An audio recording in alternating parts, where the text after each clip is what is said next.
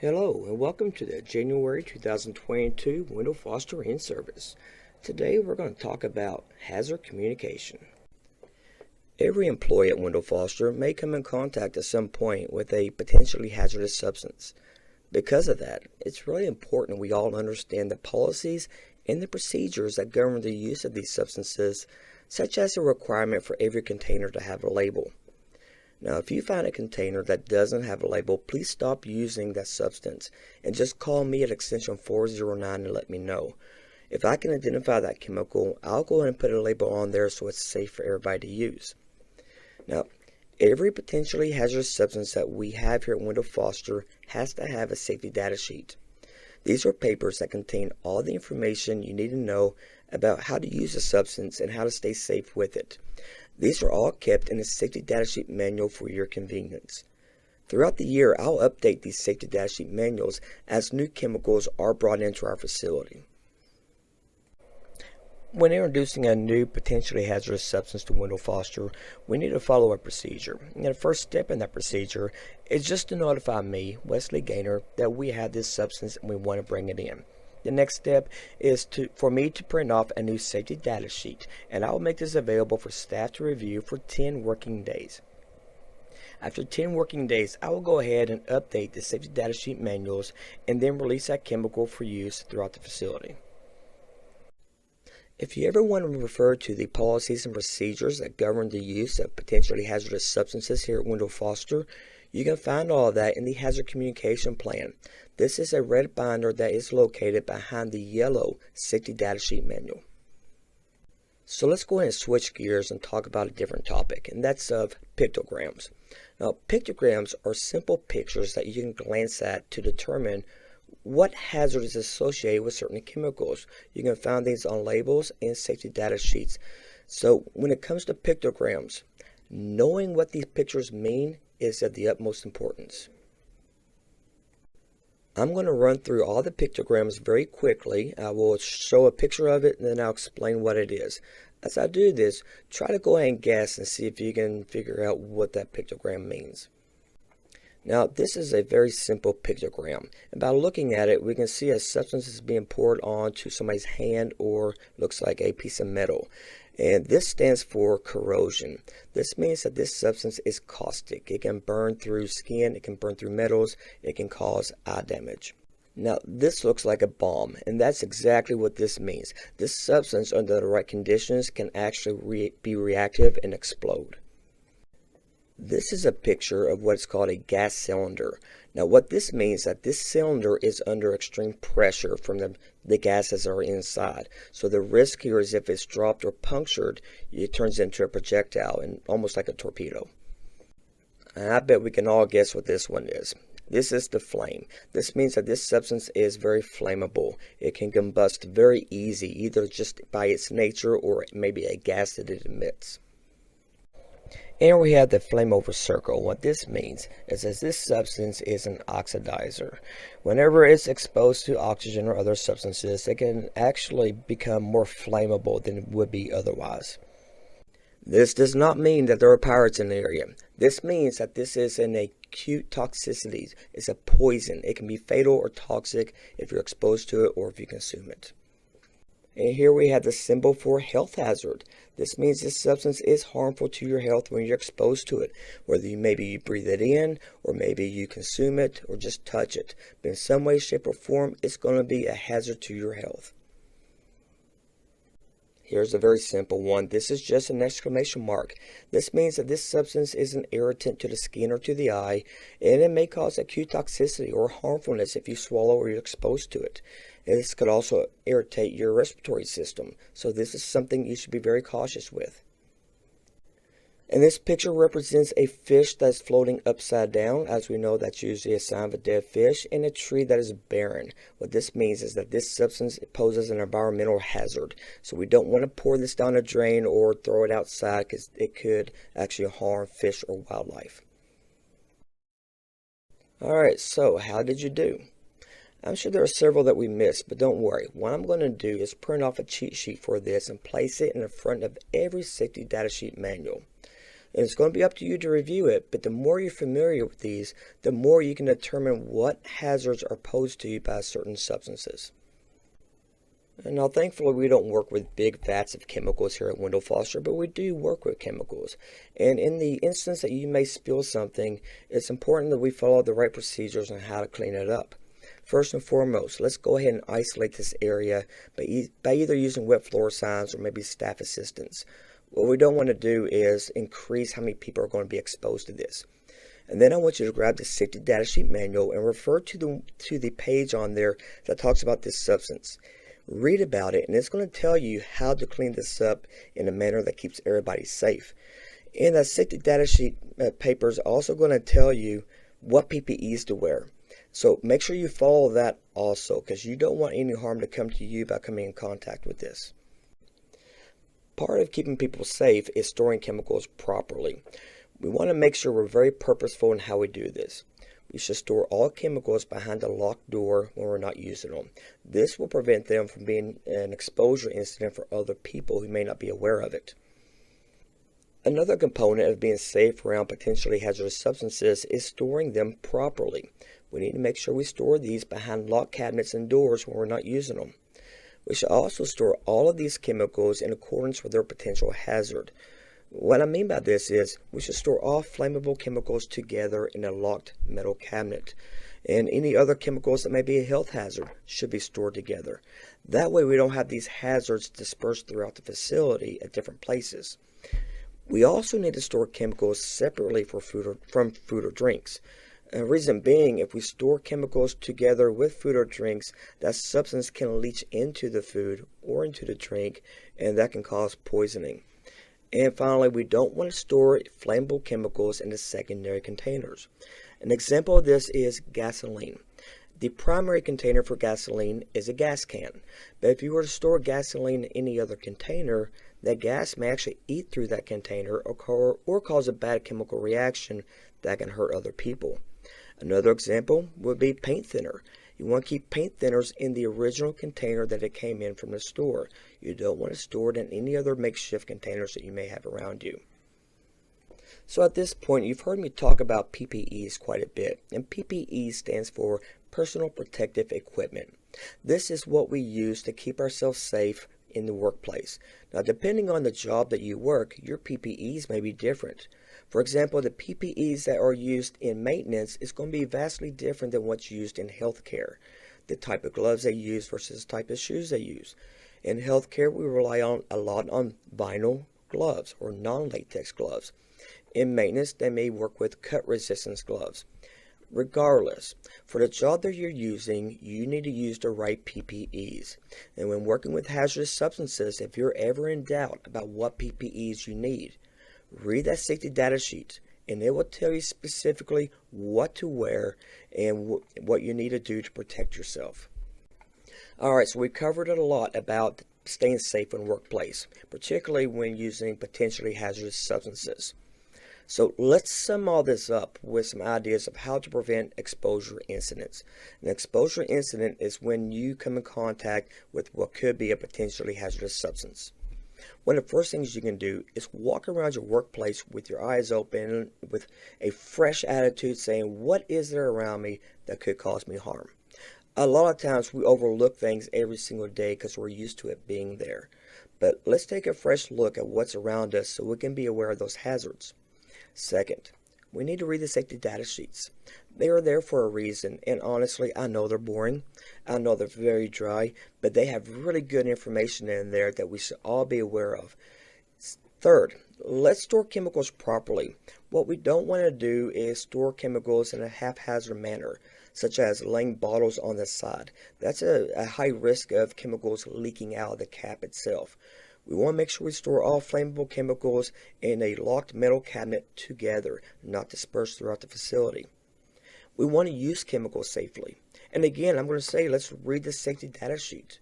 And we could also read the label on the chemical itself, on that bottle that maybe it came with from the factory. Because a lot of times it has directions for use on there that we aren't aware of. An example of this is whenever we're using disinfectants. A lot of times people will apply the disinfectant and then wipe the surface clean. when in fact if you read the label, it will tell you you need to leave that disinfectant on that surface for it to truly work and kill any kind of critters. And lastly, we need to make sure we use our PPEs correctly. That includes taking gloves off the right way and washing our hands afterwards. By doing all of this, you can do your part to keep the workplace safe. And remember, all new employees are watching you to determine what to do and how to do it. So let's reinforce with them how to do things the right way by making sure we're doing it the right way. Now, I hope that nobody ever has any incidents where they need to use the eye wash station, but if you do, it is there for you. These are bottles of a fluid that is going to rinse out your eye if you get anything inside of your eye. I check these frequently. I make sure they're not expired, and when you're using these, I want you to use the entire bottle. Now, if you do get something in your eye, you or a friend that you get to help you, you need to open your eye, touch your head back, and let's go ahead and use the entire bottle to irrigate your eye. You can also use this if you have a substance that's on your skin that's irritating your skin. So maybe you get a chemical substance on your skin. You can actually take the eye wash bottle and use that to thoroughly rinse your skin off. Now, if you use one of these eye wash stations, it's really important that we replace these as quickly as possible. And I'm not going to know to do this if I'm not notified about it. So please go ahead and call me at extension 409 or shoot me an email at wgainer@wendellfoster.org and let me know about this so I can replace it immediately. And don't forget to complete an incident report. Any exposure incident requires an incident report, and you need to follow up with the nurse right away. And now this incident report must be completed within 24 hours of the incident happening, but the sooner the better. Once you have this exposure incident, or if you have any kind of injuries or illness that happen here at work, all you need to do is go to the nurse on duty as soon as possible, let them assess you, and then they will help you start that paperwork process. And now we're going to talk about COVID-19 vaccinations and policies. Now, the COVID-19 vaccination is required of eligible staff at healthcare agencies that participate in the Medicare and Medicaid programs. Now, here at Wendell Foster, this is going to include departments under the ICF. This is your residential, your nursing, recreation, dietary, and behavior services. This also covers any other department under outpatient services, laundry, housekeeping and maintenance, inventory, and residential clothing. So if you received the COVID-19 vaccine and it's the first step of a 2-dose series, you need to show proof of that by February 14th, 2022. Turn that into Human Resources. Or if you take the 1-dose COVID-19 vaccine, again, you need to do that by February 14th, 2022 and turn that proof in to Human Resources. If you're doing the 2-step dose, you need to have that second dose to be fully vaccinated, along with proof of it, turned into Human Resources by March 15th, 2022. If you've already completed the COVID-19 vaccination process, please submit a copy of your COVID vaccination card to Human Resources before March 15th, 2022. If you have any questions or to begin the process of requesting an allowable exemption, please email Blair Gammon at bgammon@wendellfoster.org. If you've already started the exemption process but you haven't submitted all the required documents, HR has sent you some information in the mail already, so please be on the lookout for this in your mailbox. Now, once you get the COVID-19 vaccine, you're still going to need to submit to Signs and Symptoms daily checks at the beginning of your workday. Now, even if you have the COVID-19 vaccine, if you're showing symptoms, we're still going to need to test you for COVID-19. And if you work in the ICF and there was an outbreak and you're in the outbreak area, you'll need to be tested too. But don't worry, we're about to cover all of that in detail. Now, to find out where to get the COVID-19 vaccine, all you need to do is search for www.vaccines.gov. It will bring up a search bar where you can search by zip code. Go ahead and enter that in, and you'll find local places such as Owensboro Health Regional Hospital, Walmart, Walgreens, and Myers. They'll pop up in your search screen. And the best way to do this is to call in advance and make an appointment. If you try just to show up to get the shot, you may run into some difficulties or be waiting for an extremely long amount of time. Okay, so now we're going to talk about COVID-19 exposure guidelines. Bear with me, this is very detailed, so I'm going to try to make this as clear as possible. So, if you are somebody who has received the COVID-19 booster and you've been exposed one time and you are not living with somebody who's tested positive, don't worry, because testing is recommended but not required. And if you're not showing any signs or symptoms, you have no work restrictions. If you are vaccinated and you have a one-time exposure and you're not living with somebody who is tested positive, well then you should be tested immediately and then again 5 to 7 days later. If you're not showing any symptoms, you do not have any work restrictions. If you're not vaccinated and you have a one-time exposure, you're not living with somebody who's tested positive. And well, in that case, you should be tested immediately and then again 5 to 7 days later.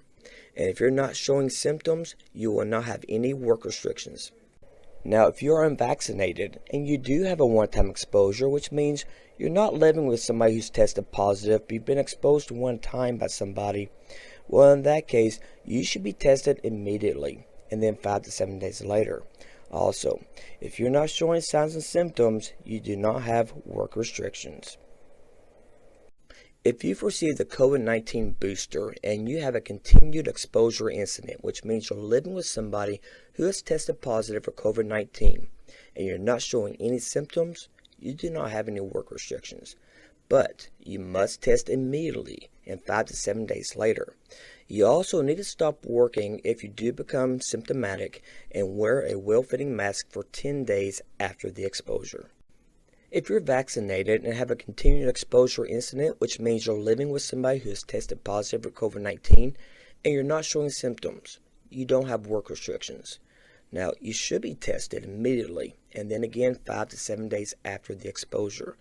You also need to stop working if you start showing symptoms and wear a well-fitting mask for 10 days after the exposure. Now, if you're unvaccinated and you have a continued exposure event, which means you're living with somebody who has tested positive for COVID-19, you're unable to work. In fact, you need to quarantine with that positive person through the duration of their quarantine. And you also must test the day after the quarantine ends to see if you test positive for COVID-19. You can return to work if the test is negative and no symptoms are present. You also must test again 5 to 7 days after the quarantine ends and wear a well-fitting mask for 10 days after exposure. At any time in this process, if you test positive for COVID-19, please notify HR as soon as possible. If you test positive for COVID-19, regardless of your vaccination status, discontinue working immediately. You need to return to work 5 days from the onset of symptoms or positive results, whichever is first, assuming that you are fever-free for 24 hours. You also must wear a well-fitting mask for an additional 5 days after the infection. For more information on the COVID-19 vaccine, you can visit vaccine.ky.gov. The COVID-19 vaccines can be our chance to get back to our plans, who we are, what we miss, to get back to each other, to life. But it's okay to have questions, like, how were the vaccines tested? In rigorous clinical trials among adults of diverse backgrounds. Can the vaccines give you COVID-19? You cannot get COVID-19 from a vaccine. Why should I get vaccinated? Protecting yourself also helps protect the people around you.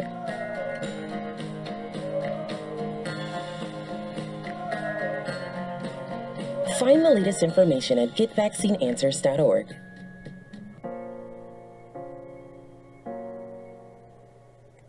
And now I bring you Wendell Foster News and Events. Did you know that this year, Wendell Foster is celebrating its 75th year as a difference maker? And throughout this time, we have grown from a dream to reality and touched the lives of many. Every day, we have the privilege of making a difference in people's lives and the world we live in. So to all the difference makers, past and present, Thank you for being Wendell Foster. And that concludes the January 2022 Wendell Foster in-service. At this time, I want to thank you for your time and your patience in reviewing this material and to remind you to please complete and turn in your in-service test. Also, don't forget to write your name at the top, make sure it's very legible, and put today's date. Thank you.